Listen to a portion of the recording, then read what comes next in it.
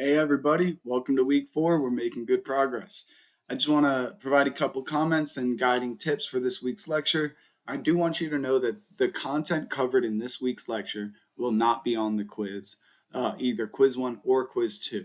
It is important content to remember. It will be visited briefly on the final, and it is very important to be able to understand these terms when it comes to your use of them in your discussion posts, your assignments, and your final essay.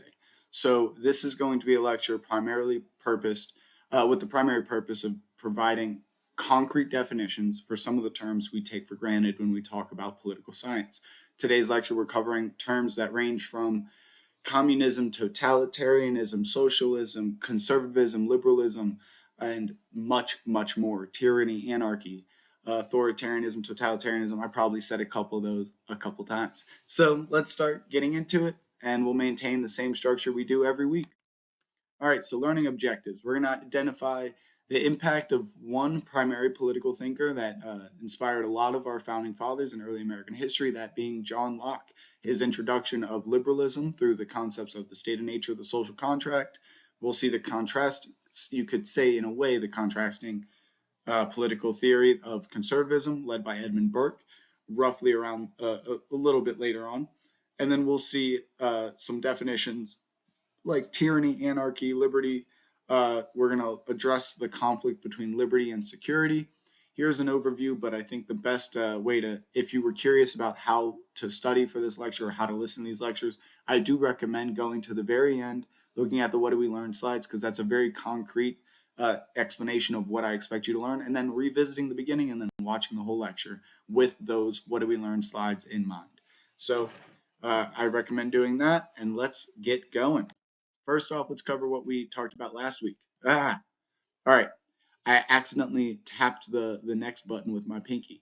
But reality is these are review slides, and I think it's best for you to review them independently. Remember, it is important to remember why the first political party system was the Federalists and the Democratic Republicans instead of the Federalists and Anti-Federalists. Remember, didn't impact the executive branch. We didn't have campaigning for the presidency. And we didn't have clear party lines. The Anti-Federalists were simply an opposition group. They disbanded after the ratification of the Bill of Rights, and they just simply didn't have a clear party platform. We know that a lot of the primary differences, I won't go through every single one of them, but we need to be able to identify 5 character traits of both the Federalists and the Democratic Republicans. DR is what I abbreviated them as in this slide, including one of which being what they feared, and we'll cover that in more detail today, the difference between fearing anarchy and fearing tyranny. We also remember very briefly when we talked about factions, the definition of bipartisanship, and when polarization increases, bipartisanship decreases. The 12th Amendment did change the way we vote for the president and vice president to be elected on different ballots. The runner-up for president is no longer the vice president. We also see that if there's a tie, the House of Representatives breaks the tie, and party realignment, party de-alignment, key terms in political science that we will revisit multiple times throughout the semester. So let's talk about John Locke. We won't be covering this in too much detail. When I teach my political theory course, we cover John Locke's concepts, his readings, and his impact in excruciating detail in some perspective. But I do want to cover 2 general concepts, that primarily being his use of the state of nature, which is a world in which no government exists. What is society like? What is humanity like before government ever came into the picture? And we're also going to talk about this concept of the social contract, which you've probably heard in the past, but the social contract is the thing that takes us out of the state of nature. It's the agreement we make with society. It's an exchange of certain rights for the protection of all other rights within a system of government.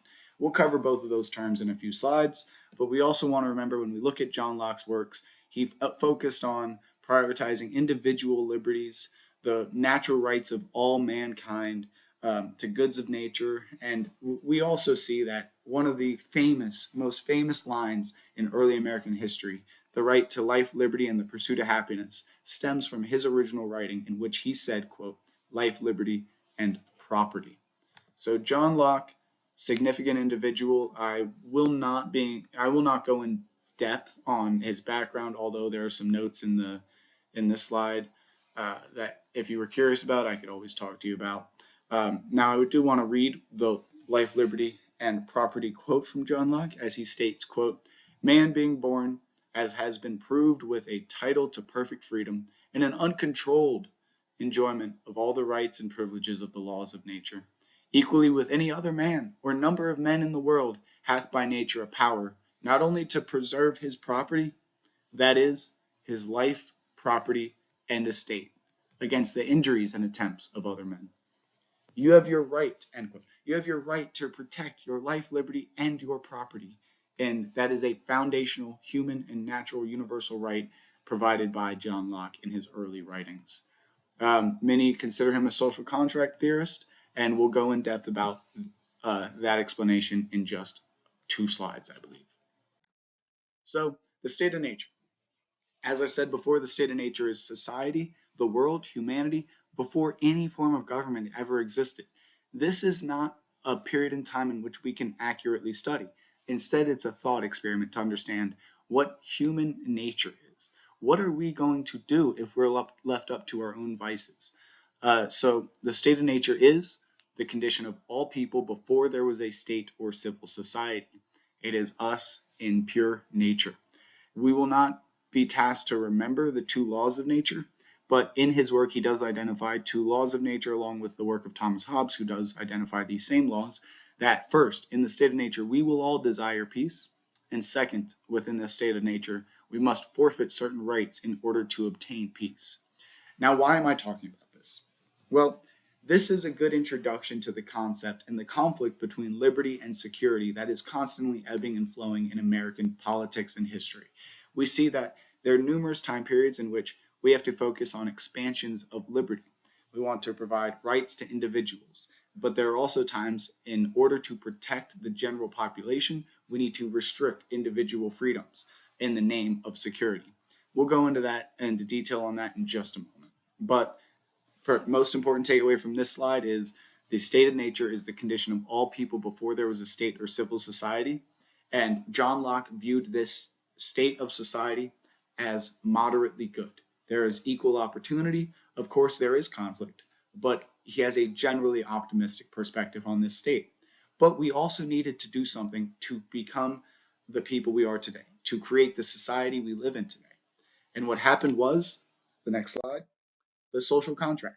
So he uses this concept to explain that when we're in the state of nature, we're also fearful in our aims to protect our life, liberty, and property from others who have more aims to obtain our lives, our liberties, and our properties. So we make agreements. We exchange with the greater population within a geographically defined area. Remember our definition of the state in week 1, a geographically defined area. So within a state, within a collective, John Locke argues that we as individuals exchange our rights in order to have the protection of others. What that means is I, as an individual in the state of nature, will exchange my right to expand my territory, my right to steal from those that are weaker.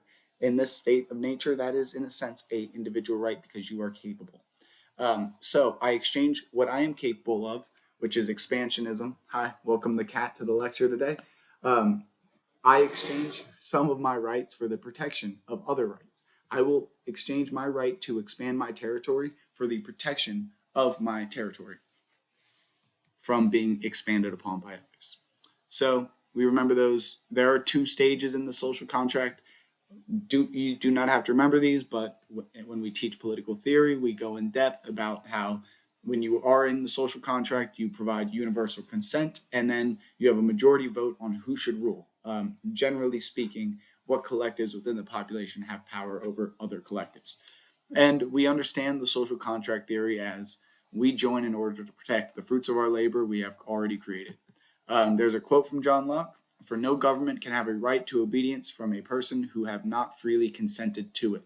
And so we see, generally speaking, this concept that we consent to being a part of the state. We don't sign a written contract, but we sign into the social contract. We understand that, and to make it more contemporary, we understand that we cannot steal, we cannot murder. And because we've accepted that we exchange those rights for the protection of our security and our property, that is what all individuals do on an individual level to create a state through the social contract. I will not be quizzing you on the details between the state of nature or the social contract, but I do think it is very important to understand how John Locke's works impacted early American history, as these concepts were frequently referenced by all of our founding fathers as they debated human rights, human nature, and how we can create a system of government that really helps appeal to our best instincts. So what are the results of John Locke's philosophies? He wrote a lot about individual liberties, and these are some of his primary arguments that significantly influenced our founding fathers. We see them writing our Bill of Rights in a very individually focused mindset. Our Second Amendment, our First Amendment, we look at those two specifically, and we see protection of individuals, freedom of speech, bear arms. We even see the Second Amendment connected to a quote from John Locke about tyrannical government, in which John Locke says, quote, "The end of government is the good of mankind, and which is best for mankind, that the people should be always exposed to the boundaries of the boundless will of tyranny, or that the rules should be sometimes liable to be opposed, when they grow exorbitant in their use of power and employ it for the destruction, not the preservation of the properties of their people." We see in this quote John Locke focusing on the need for individuals to keep their government accountable. When the government becomes, how did he put it exactly, exorbitant in their use of their power and employ it for the destruction and not the preservation of the properties of their people. Again, you see John Locke's focus on properties, protection, and exchanging of rights, and the reality that it is an individual's responsibility to make sure that their government is not expanding expanding too much and influencing their lives in a negative sense and putting fear in the general population. We also see that John Locke focused on education. There's a concept he writes about, tabula rasa. All humans are born with an absolute blank slate. This means that he focused on the importance of education for the youth. You need to form good citizens and not expect that they naturally already are due to their family or culture or any other dimension of their individuality. We also see John Locke focuses on religious tolerance. He provides, in his work, Two Treatises of Government, he provides 3 concrete reasons why we need religious tolerance over a unified religion. He says, quote, one, not quote directly, but his general reasoning was, 1, we cannot determine the validity of any single religion. Nobody on this planet knows for absolute certain that any single religion is truer than the others. We see, 2, John Locke argues that you cannot be compelled into belief by force. You cannot force an individual to believe. If you force someone to believe, they do not adequately believe. They do not have faith in the truest sense. Faith can only be driven by the individual internally. So you cannot force others to believe in a single faith. And the final reason, enforcing a single religion creates more disorder than simply allowing for religious tolerance. So he adamantly believes that we need to have religious tolerance, which became a foundation in early American history, influenced in a large part by John Locke's philosophies. Our focus on education, and creating the Department of Education in early American history. We see these focuses stemming from the works of John Locke directly. Well, let's step away from John Locke. Let's talk more about some definitions. Really, what the rest of this lecture is going to be is me providing a concrete definition for every term that you are likely often taken for granted. You use frequently, but you very rarely provide the definition of when discussing. So when it comes to discussions, when it comes to our final essay, any assignment in this class, we want to exclusively use these definitions for these terms. And if you use any other definition for these terms, you must specify in your paper, in your work. So, liberty is, quote, the greatest freedom of the individual that is consistent with the freedom of all individuals within the society. I always say there are 2 things I want you to do every time you listen to one of these slides. Verbally say the definition on the screen and define it in your own words. Liberty is the greatest freedom of the individual that is consistent with the freedom of other individuals within society. Well, let me rephrase that. Liberty is my ability to be and do whatever I want to be and do up until the point where I impede my neighbors, friends, or anybody else in my society's ability to be and do what they want to be and do. It was a little wordy. I kind of made it more complex when I put it in my own words, but it is important to see this in your own vocabulary. Liberty is your freedom that is as great as you can imagine up until your freedom, your actions impede others' freedoms and actions. We see guarantees of liberty throughout the entirety of our Bill of Rights, but we also see in our textbook a focus on liberty versus order or liberty versus equality. When our textbook discusses, and the page numbers are there if you were curious about diving in detail, they talk about liberty versus order and how it addressed, and they addressed it through examinations of two primary liberties, privacy and security, and how they can be prioritized over individual liberties, like during certain tragedies or times of conflict. Think of how we enacted Japanese internment camps during World War II for the sake of security for the general population, for the sake of order among the general population. Think of the Patriot Act after 9/11, which restricted our telecommunication. And we also see liberty versus equality in conflicts relating to the struggle for gay marriage rights in the United States. Our textbook addresses this in more detail if you were curious about seeing it through that lens, but I will also go into this conflict in a different sense in the next slide. So, liberty versus security. Why do I put these two things in contradiction to each other? Well, liberty, as we said before, is your freedom, the greatest freedom for you as an individual up until the point where you impede the freedom of others through your actions. Well, we constantly have been addressed with this conflict in United States history. As I've said before, we think of Japanese internment camps during World War II. We directly restricted the liberty of many U.S. citizens, people that were born in this nation, that had direct alliances with exclusively the United States government. And we did this in the sake of security.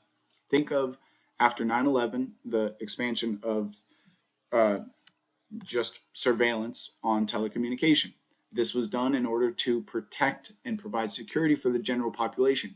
But you do see a restriction of individual liberties when it comes to their use of technology. When we look at some examples of this conflict in action, one from each side, we see the U.S. Patriot Act of 2001, which expanded the application of tools already being used against drug dealers and organized crime. Again, restricted the individual liberties of certain individuals in their daily life for the greater security of the population. We also see a contrasting example, the U.S. Freedom Act of 2015, ended the bulk collection of all records under Section 215 of the Patriot Act, as I referenced the act that was implemented right after 2001, after 9/11, and allowed challenges to national security letter gag orders. So what the Freedom Act of 2015 did is during a period of peace, it expanded the liberty of individuals. So we see this constant ebb and flow between restricting individual liberty for the name of state security and expanding individual liberty when we are at periods of good security and peace. Now, personally, when I ask you as an individual, if you were in the state of nature, remember the period of life where there is no system of government that has ever existed. You're just simply you sitting in the world with a million other self-interested individuals as well. Would you prioritize liberty among all individuals, or would you prioritize security among all individuals? What actions would you take, and what would you signal that they represent, security or liberty? I think it's just an interesting concept to ask yourself and engage with when we talk about these terms. All right, so we looked at how liberty contrasts with security, but now let's look at how tyranny contrasts with anarchy. These are two opposing words that sit on opposite ends of a single spectrum. The spectrum being a measure of political control by a single authority. In anarchy, there is a complete absence of a single authority. There is an absence of government. Anarchy is when we all have free range to do whatever we please. We also see on the opposite end of the spectrum, tyranny. Tyranny is cruel and oppressive government or rule. We have excessive government. We are harmed by the excessive power our government is yielding in our daily lives. Now, these sit at opposite ends of a spectrum. We also see that the fear of each end results of political parties, of political governance, resulted in the political party system we had in early American history with the Federalists and the Democratic Republicans. So we see when we talk about anarchy, we see that the Federalists were very fearful of a state of anarchy in which we did not have a clear system of government. We had individuals focused on individual security, not state security, not societal securities. So the Federalists wanted to expand the power and influence of our central government to prevent a system in which anarchy ruled among the general population. Now we look at the Democratic Republicans, the Jeffersonian Republicans, the collective that stemmed from the sentiments of the Anti-Federalists. We see them developing to the Democratic Republicans and representing a fear of tyranny. They thought that we just rebelled against a system of government, a tyrannical system of government, and we need to make sure that we provide protections to prevent another system of government, the new system we create here, from being tyrannical and overpowering. So the Democratic Republicans wanted a weaker central government to protect us from a tyrannical system of government. The fear of each of these systems, anarchy or tyranny, resulted in the political party platform that we see in the Federalist and Democratic Republicans. So if you're ever having a point where you're confused about what character trait is connected to what party, remember the Federalists feared anarchy and they wanted to strengthen the government. So they wanted to create alliances with nations that had stronger governments. They wanted to. They were Anglophiles. They wanted to be allies with Britain. They wanted to do everything they could in their power to create a stronger economy. So they would strengthen the economy with government interference, protectionism. We also see that the Bill of Rights restricted our federal government. So they wanted to loosely interpret it so we could expand our government when we needed to.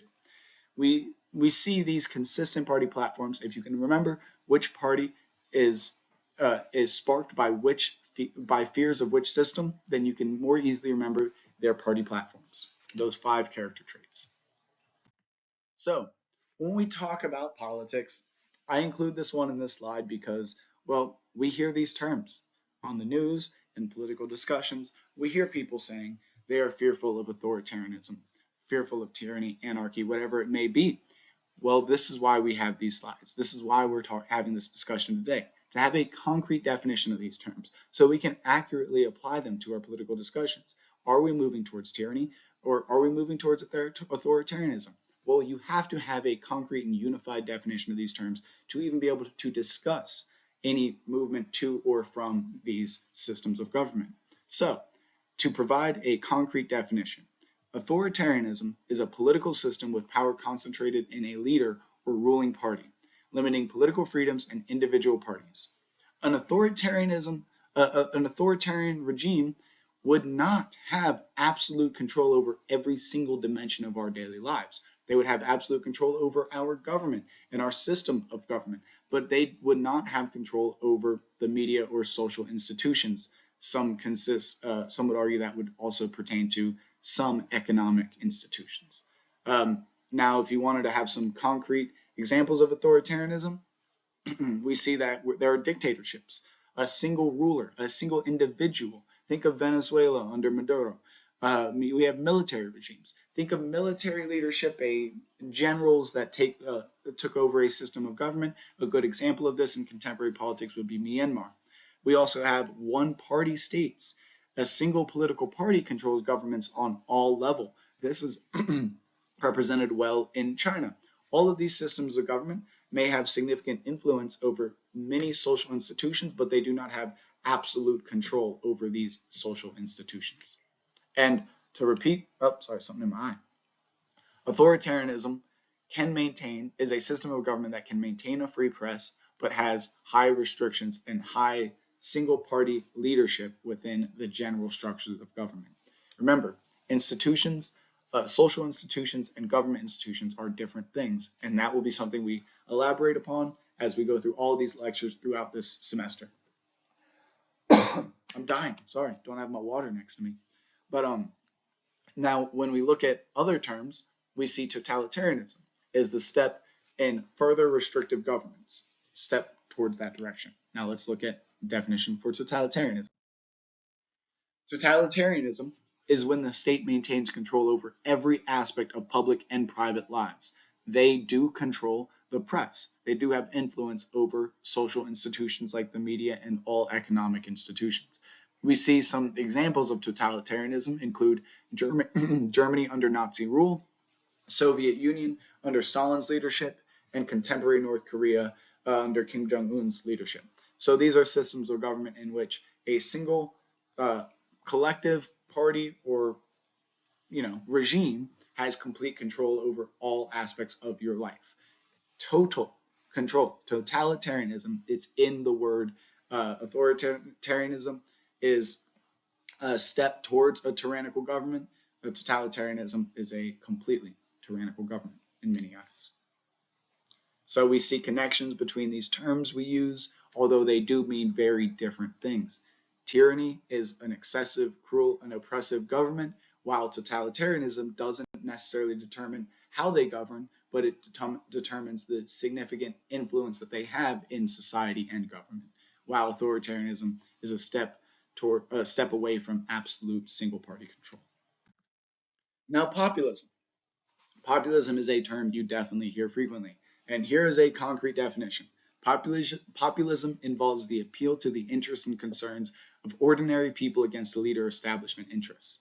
This is present in both political parties. You see populist appeals frequently, especially in American politics. Some examples consist of Bernie Sanders and Donald Trump. Bernie Sanders with his sentiments about the 1%, Donald Trump with his early, especially 2016 era sentiments around drain the swamp and appeasing towards the general population's interests against a group of elites. This is a sentiment that when you measure populism in societies internationally and throughout history, you often see populist appeals increase and spike at times where economic inequalities are peaking.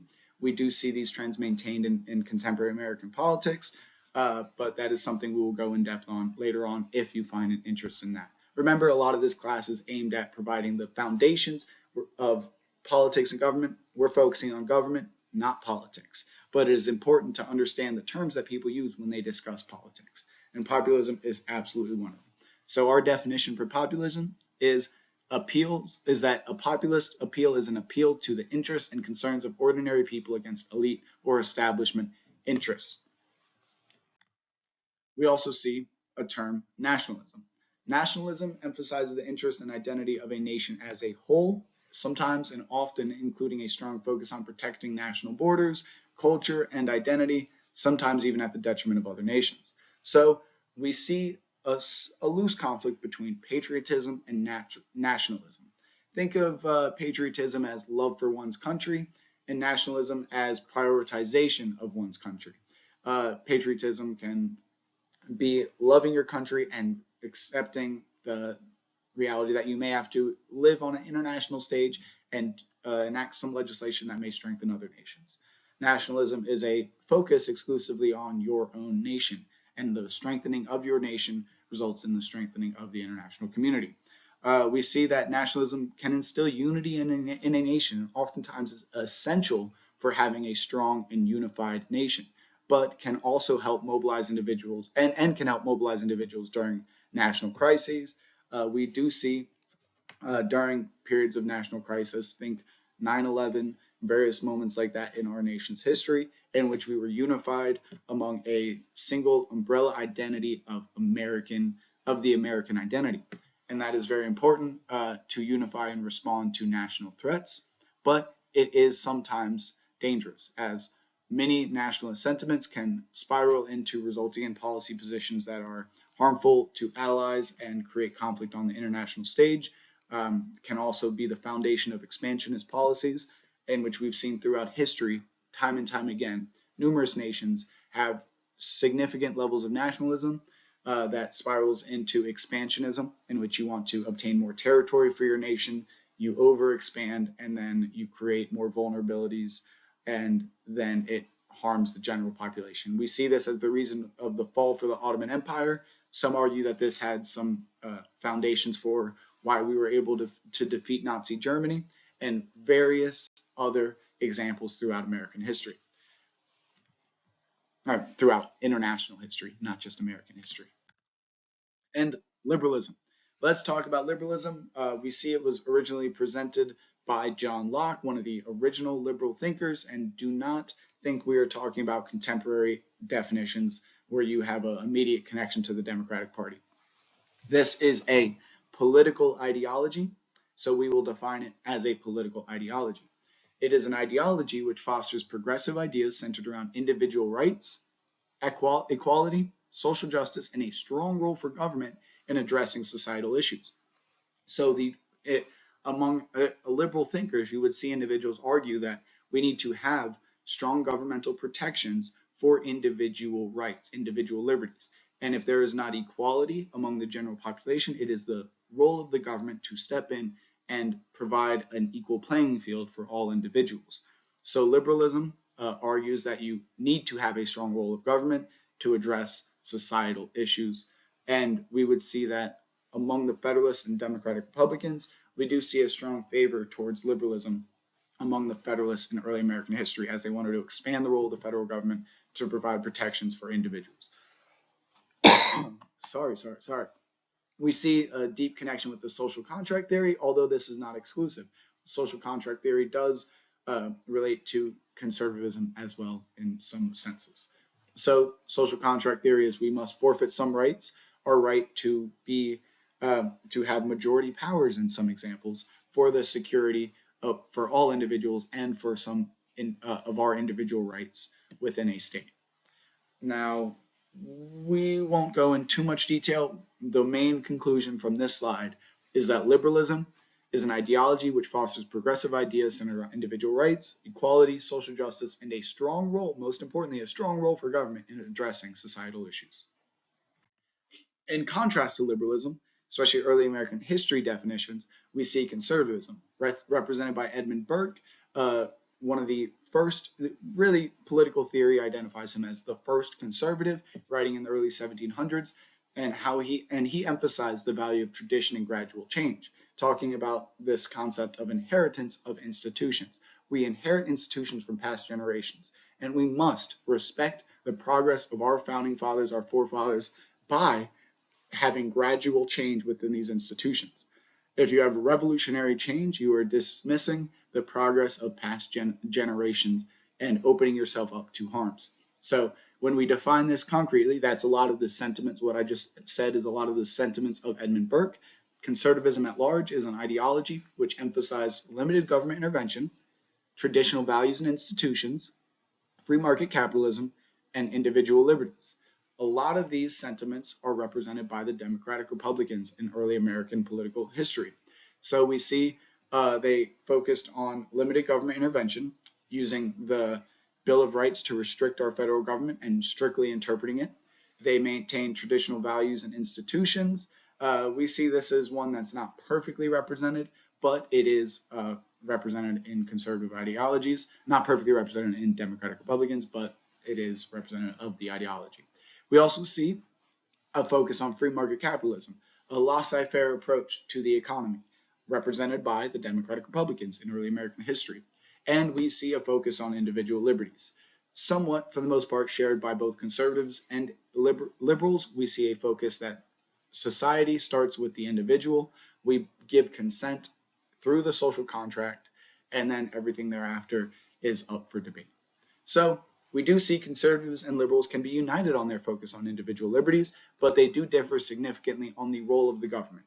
Liberalism focuses on more of a hands-on approach by the government in our economic and social lives, while conservatism focuses on a more natural progression of society.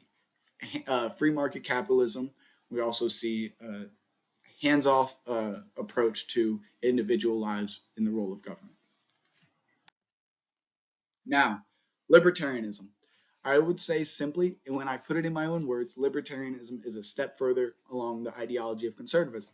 Libertarianism is an ideology that believes in minimal state intervention in the free market and private lives of citizens. So, if you are a libertarian, you believe the government has a minimal role in your life. John Locke did represent a lot of libertarian ideologies. A lot of this in his identity. We see that a lot of our early founding fathers are not in hardline liberal or conservative, but maintain and appease certain aspects of many of these ideologies. Early American history was represented by diverse thinking individuals. And it is important to remember that and consider that when we talk about politics, as many aspects of liberalism and conservatism won out in the end when we talked about early American history. Now, some foundations of libertarianism. We talk about individualism and individual rights. Individualism, only individuals make choices and are responsible for their actions. Individual rights, talking about life, liberty, and property, rights that are inherent to every single living human being. Um, we see these general concepts: spontaneous order and rule of law. Spontaneous order, think of it as sources of order, do not originate from a central authority, but instead naturally as millions of individuals engage in society. Basically, spontaneous order states we all find our place in society through just natural existence. Um, the social contract, when we exchange certain rights for the protection of others, we also identify our role in society and acknowledge the central authority of the state. Um, Now we see a lot of these. Well, let me just say simply, libertarianism is an ideology that believes in minimal state intervention in the market or in our private lives. That's the definition and conclusion from this slide today. And remember, again, all of these slides, we're just going through and getting concrete definitions and having a starting point for the discussion as to what these terms mean. Now, capitalism. I'm going to very quickly fly through these. We're going to cover capitalism, socialism, and communism because we just very, very quickly have to have some concrete definition. Capitalism, economic and political system in which a country's trade and industry are controlled by private owners for profit rather than by their state. In this system, we have a focus on private owners and price and competition. Two important character traits for capitalism: price and competition, and for-profit private ownership. Now you see, socialism and communism stem from works of Karl Marx, who was heavily criticizing capitalism because of the wealth inequality that was existent in the late 1800s while he was writing his works. Now, it is important to remember, capitalism, you must have competition and you must have private ownership. Two essential character traits for a capitalist economy. When we look at in depth on some of the early political writers for capitalism, Adam Smith is one that stands out as he works and he writes his work, The Wealth of Nations, which defends hardline free market capitalism. A very fascinating book, very long, very, very long, very tedious. He has many pages where he just talks about, the price of cotton, and it's it's it's mind-numbing, but it's very, very fascinating because he goes in such depth on how regulation within a market how a market can regulate itself in a sense. So capitalism, for-profit, private ownership, and competition to determine price. Now, communism comes from Karl Marx's work exclusively. These are the first, Karl Marx was the first time that we heard the word communism. So what is communism? Communism is a complete absence of money and private ownership. Karl Marx predicted that communism was the final conclusion of his political theory, that we would go through a process in which capitalism would result in such extreme inequalities of wealth that society would revolt, we would implement socialism, and then eventually abolish all money and private ownership and create a system of shared shared wealth and shared everything in society and live in a communist state. This is absolute public control of all lands and property with with a pure distribution of these lands and property.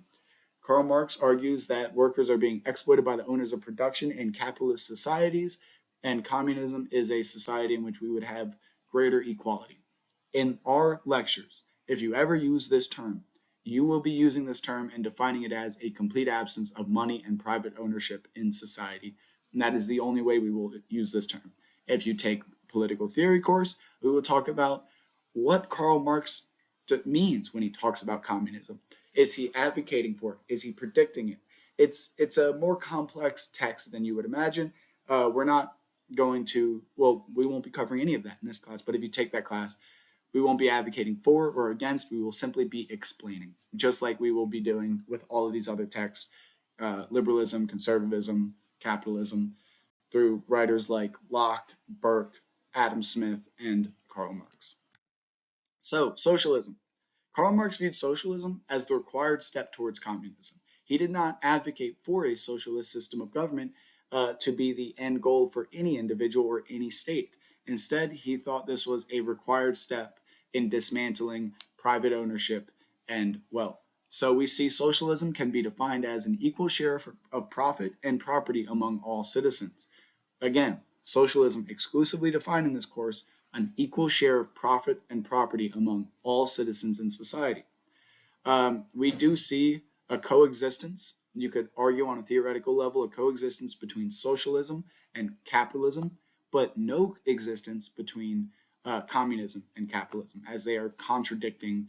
They have contradicting definitions. While socialist policies, you could look at, you could argue that any aim to redistribute wealth through taxes or through any wealth redistribution system stems from socialist ideologies, but these policies existed before Karl Marx's works and they existed after his works without direct influence from Karl Marx himself. So it is one way to explain a system in which wealth resources are distributed. Now, we will not go into detail on this again. The only scope we need to understand socialism for in this course is that socialism is the equal share of profit and property among all citizens within a society. And I do this again to make sure that when we use these terms, if you want to reference the role of socialism, capitalism, conservatism, liberalism, when you talk about, say, the role of the judicial branch, you can do it, but you better be using these definitions. And you may have points taken off if you clearly are relying on different definitions of these terms. So make sure we are all speaking in the same language. We're all speaking the same language. We're all using the same definitions. We're having a cohesive discussion about politics. We're not practicing modes of alienation, but modes of unification through united definitions. So, what did we learn? I'm not going to go through all of this as we just went through these slides, but ask yourself these questions. Go back through the lecture to make sure you can answer these questions. And again, of course, here are your answers to said questions. I did not ask you to define every single term we covered in these What Did We Learn slides, but it is important to be able to understand if you use these terms, you must use the definitions provided in this lecture for the scope of this class. Of course, when you leave this classroom, you can expand your understandings and use different definitions, but I do encourage you, if you want to contribute to a cohesive political environment, you need to either use universal definitions of these terms or provide your definition of these terms when you discuss politics. Because we often take for granted how diverse we can describe any of these terms. Liberalism can mean something very different for me than it means to you. But if we provide our definitions or rely on consistent definitions like we obtained through this lecture, we will be able to have cohesive political discussions. So again, what is due this week? I just want to make sure we all remember we do have a quiz this week. What we covered in today's lecture will not be on the quiz. We're focusing on the first 3 weeks of content. Use the What Did We Learn slides from those week's lectures to study. It is the best resource for you. Those slides directly inspired the questions on the quiz. Hint, hint, hint. So please review those slides. That is the best resource for you to study. Now, we also need to make sure we go through our week's readings. They provide a good background and a good explanation for a lot of the terms we use today, why we had the lecture we had today, why we made the connections we did with John Locke and liberalism. So we need to go through our readings to make sure we understand the content better and complete your follow-up discussion in the discussion posts. Remember, you can do this. If you have any questions about the discussions, you can email me. But all you have to do on even number weeks is respond to a classmate's question that they had to your original post. Remember, have a productive conversation. And when you use terms like the ones we covered in this week's lecture, you use them in a positive sense. And you either provide your definitions or you rely on the definitions we just provided in this lecture. Thank you guys. Email me if you have any questions. Hope you have a good week. We got this. You got this. You're going to do great on the quiz, and talk to you soon. Thank you.